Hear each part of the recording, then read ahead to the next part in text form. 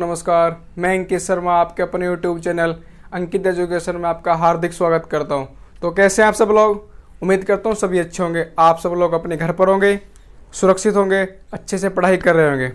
तो सबसे पहले आपको रक्षाबंधन की हार्दिक शुभकामनाएं।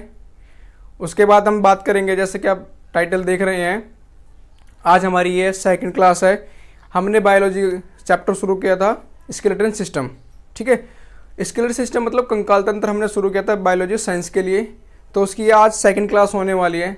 उससे पहले आपको क्या करना है, चैनल को सब्सक्राइब कर लेना और वो वीडियो सभी को शेयर करनी है। जहाँ पे भी आप शेयर कर सकते हो, ज़्यादा से ज़्यादा इसको शेयर करिए, चैनल को सब्सक्राइब कर लें और बेल आइकन को प्रेस कर लें, जिससे कि आपको सारे नोटिफिकेशन टाइम से मिलते रहें। इतना आप कर लीजिएगा। उसके बाद आपके डाउट्स आते हैं। जैसे भी आपका डाउट हो, कोई भी किसी भी प्रकार का डाउट हो, आप क्या करिए, उसको कमेंट बॉक्स में लिखिए। उसके बाद हम उसका रिप्लाई करेंगे। ठीक है, इतना समझ में आ गया? तो जल्दी से इसको शेयर करिए, फिर अपनी क्लास स्टार्ट कर दें। ठीक है, चलिए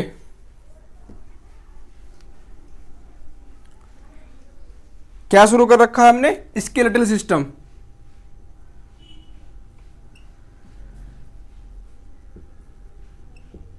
कंकाल तंत्र।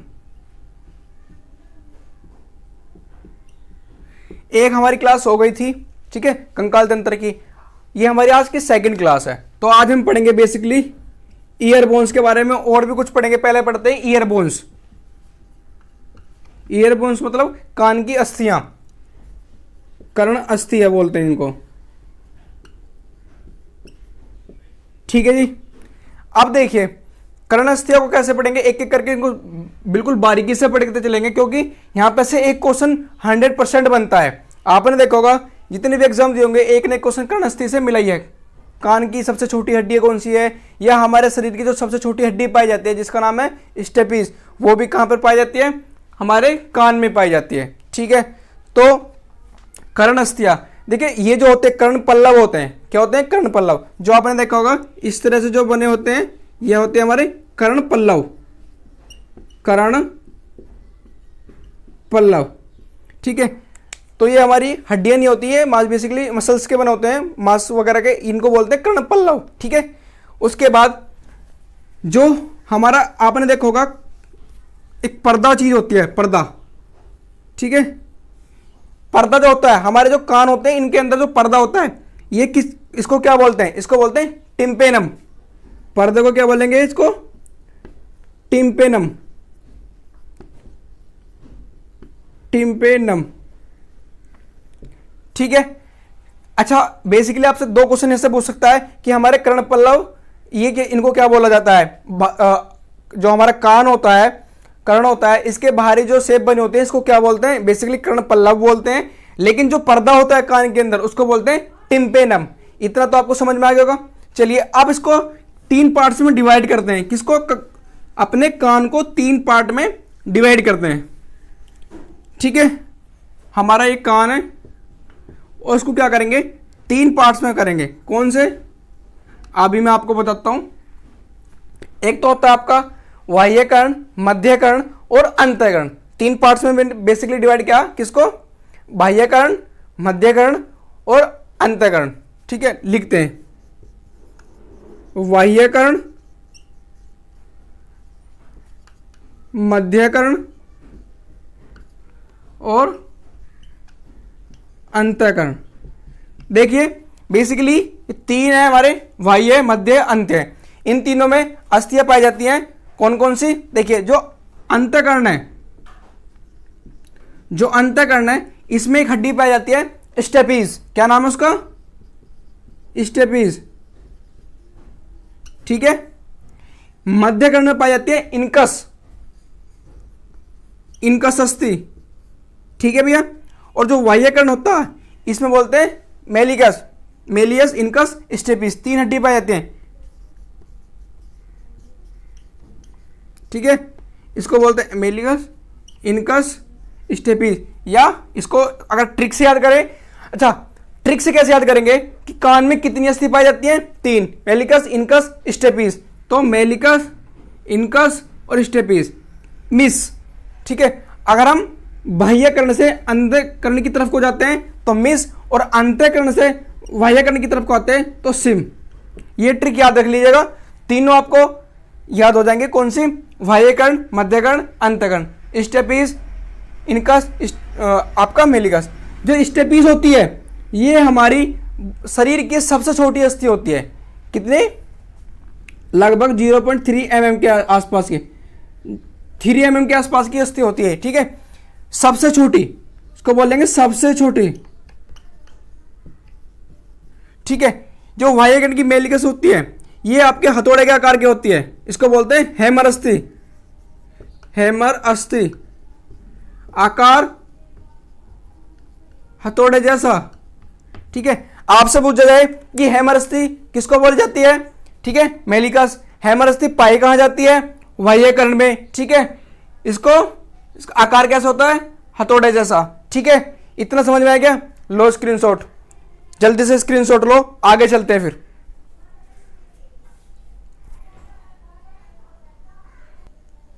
हो गया स्क्रीनशॉट? तो हमारे कान में कितनी अस्थियां पाई जाती हैं? हमारे कान में बेसिकली 3 अस्थियां पाई जाती हैं। मेलियस, ठीक है, क्या? Malleus, incus, stapes. ये मेलियस है, मेलियस, इनकस, स्टेपीज, 3 अस्थियां पाई जाती हैं। ठीक है, स्टेपीज हमारी सबसे छोटी होती है। मेलियस को बोलते हैं हम क्या? हैमर अस्थि, आकार इसका हथौड़े जैसा होता है। ठीक है, इतना समझ में आ गया? कान के पर्दे को क्या बोलते हैं? टिम्पेनम। ठीक है, भारी जो होते हैं हमारे, ये जो शेप के बने होते हैं, इनको बोलते हैं कर्ण पल्लव। ठीक है, आगे चले तो आपका जो कर्ण से जो क्वेश्चन बनता है वो इतने से क्वेश्चन बन जाता है और यहीं से क्वेश्चन पूछता है, क्योंकि हमें ज़्यादा डीप में 12th क्लास तक नहीं जाना है एनसीईआरटी में, 10th और 11th को टच करना है। ठीक है, कुछ क्वेश्चन आएंगे 12th तक के भी जो मुझे पढ़ाने होंगे। ठीक है, तो अगर वीडियो अच्छी लगी है तो लाइक जरूर करें। ठीक है, शेयर करें दबा कर। कोई भी डाउट हो कमेंट बॉक्स में जरूर लिखें। अब बात करते हैं पसलियां, रिब्स। ठीक है, पसलियां कहां पाई जाती हैं? देखिए ये जो हमारे होते हैं यहां पे पसलियां होती हैं, सारे चेस्ट में पसलियां होती हैं, इस तरह से जो बनी होती हैं ये पसलियां होती हैं। ठीक है, तो पसलियां देखिए ये हमारे शरीर में पीछे रीढ़ की हड्डी होती है, कशेरुकी के बोलते हैं, जिसको वर्टिब्रल कॉलम बोलते हैं। ठीक है, और आगे एक हड्डी पाई जाती है जिसका नाम दिया, ठीक है, आगे हड्डी एक पाई जाती है, ये मैंने क्या बताया था? स्टेरम। ठीक है, अब इसमें क्या होता है? पसलियां इससे जुड़ी होती है,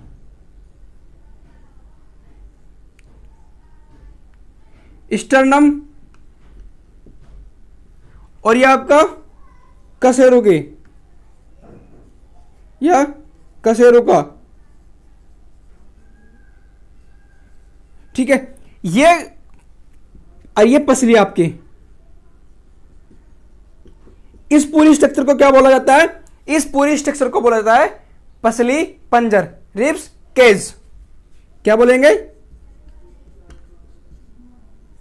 पसली पंजर। ठीक है, इंग्लिश में रिब्स केज। ठीक है, तो मैंने आपको बताया पीछे हमारी रीढ़ की हड्डी होती है, आगे स्टर्नम हड्डी होती है। स्टर्नम हड्डी यहां से लेके जो चलती है यहां तक जो होती है ये आपकी स्टर्नम हड्डी होती है। ठीक है, इनसे जो आपस में टच हुई होती हैं, ठीक है, पसलियां।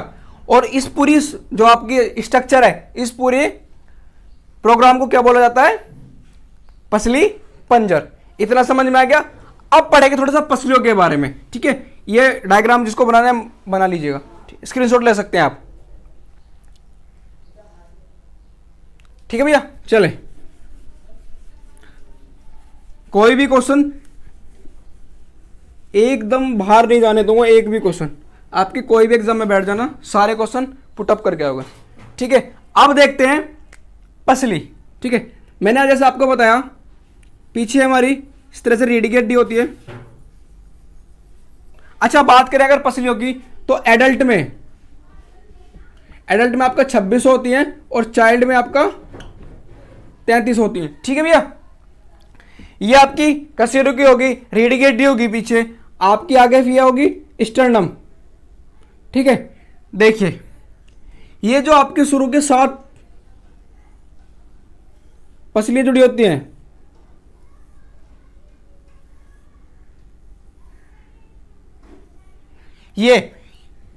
कौन कौन सी? 1 2 3 4 5 6 7।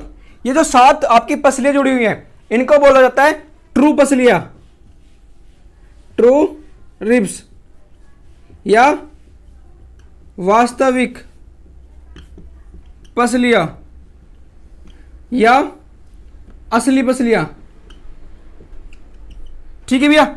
उसके बाद 7 के बाद जो पाई जाती हैं 8 9 10, 8 9 10, ये तीनों जो होती हैं 8 9 और 10, तीन जो होती है ये होती है आपकी नकली पसलियां या आभासी पसलियां, इनको बोलते हैं नकली पसलियां। उसके बाद पाई जाती है 2 पसलियां 11 11 और 12, ये होती है आपकी मुक्त पसलियां।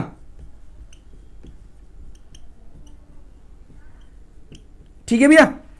मुक्त बोल दो या प्लावी, प्लावी इनको बोला जाता है जो तैरती हैं। तो ये हमारी बॉडी में क्या होती है, यहाँ पे जुड़ी होती है, ये तैरती है, ये किसी से जुड़ी नहीं होती, ये बिल्कुल स्वतंत्र होती है, बस एक तरफ आपकी कशेरुका से जुड़ी होती है, स्टर्नम से जुड़ी नहीं होती। ये क्या होता है 7 पसली जो होती हैं ये आपके स्टर्नम से जुड़ी होती हैं। उसके बाद जो 8 9 10 हैं ये आंशिक रूप से जुड़ी होती हैं। ठीक है। उसके बाद 11 और 12 ये जुड़ी नहीं होती, ये मुक्त पसली होती हैं। मुक्त का मतलब है फ्री रहती हैं आपस में। ठीक है, तैरती रहती हैं। तो समझ में आया, मैंने आपको बताया। अच्छा बात करें तो पसलियों की तो 12 जोड़ी आती हैं, 12 जोड़ी। अगर बात करें कितनी पसली होती है तो 12 जोड़ी। अच्छा रीढ़ की हड्डी कशेरुकी की बात करें तो 26 होती हैं एडल्ट में। इतनी होती हैं कितनी? 26 एडल्ट में और चाइल्ड में 33। ठीक है, इतना समझ में आ गया। जल्दी से लो स्क्रीनशॉट इसका, आगे चलते हैं फिर।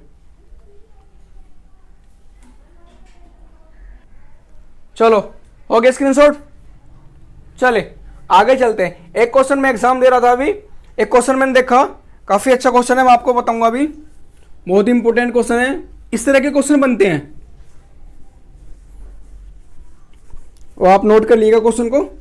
2 दिन पहले एग्जाम था एक ऑनलाइन, जो प्रैक्टिस सेट होते हैं उसमें ये क्वेश्चन आया आपके।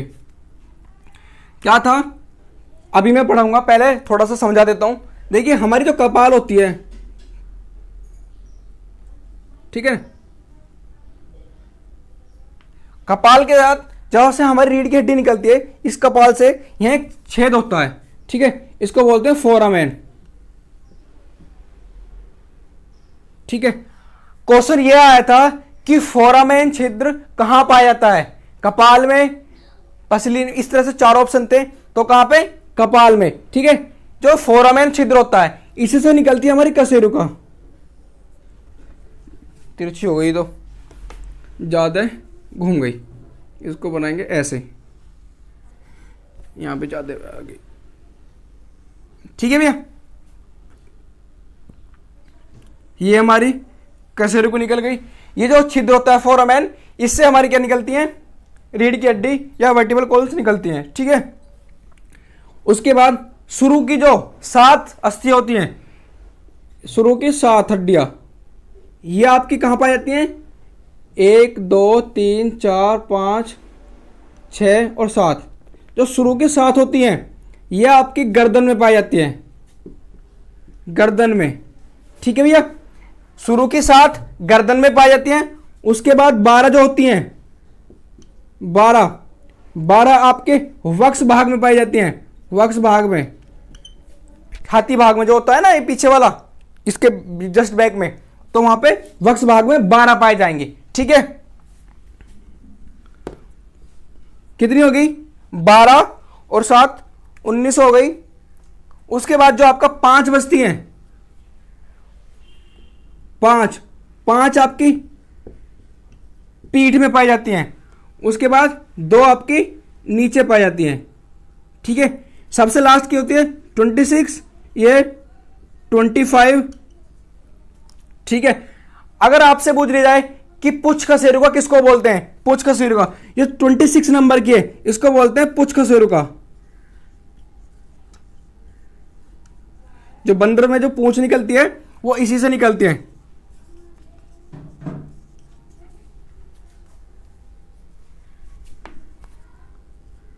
लिख लो।